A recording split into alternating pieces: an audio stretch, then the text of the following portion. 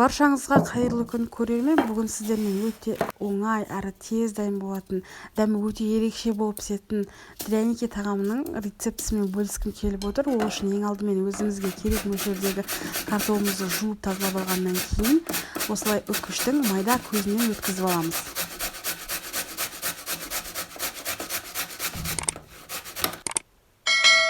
Дайын болған картоплымыздың үстіне 2 жұмыртқамызды жарып саламыз.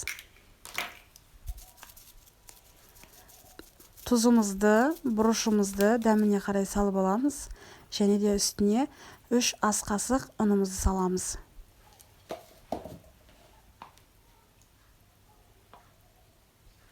Негізі рецепт бойынша осы ғана ингредиенттер қажет, бірақ мен разнообразие болу үшін құрамына колбаса қосып жібердім, майдалап турап, ұсақтап турап. Егер үйіңізде колбаса болмай сыр болатын болса, сырды тоже үккіштен өткізіп қосып жіберсеңіздер болады. Дәмі вообще суперский болып шығады. Мен колбаса қостым. Колбаса себебі маған өзіме қатты ұнайды. Үйдегілерге тоже колбаса қатты ұнайды. Сондықтан да дәмі шығып тұру үшін колбаса қосып жібердім. Дайын болған массамызды қызып тұрған майымызда қуырып аламыз.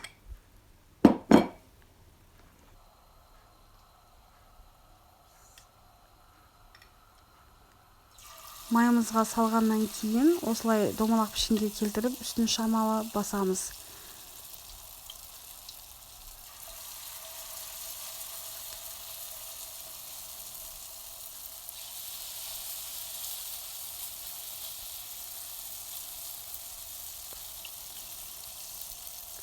Осылай салып болғаннан кейін әр бетін 3-4 минуттан пісіріп аламыз.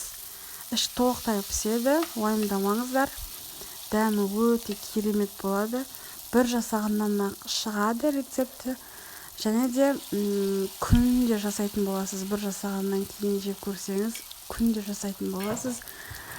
Сол үшін жасап көріңіздер. Өте оңай әрі тез дайын болады. Кез келген уақытта жасай беруге болады. Таңғы асқа да ұсына беруге болады. Обедке де, ужинға да ұсына беруге болады. Қасына гарнир қосып.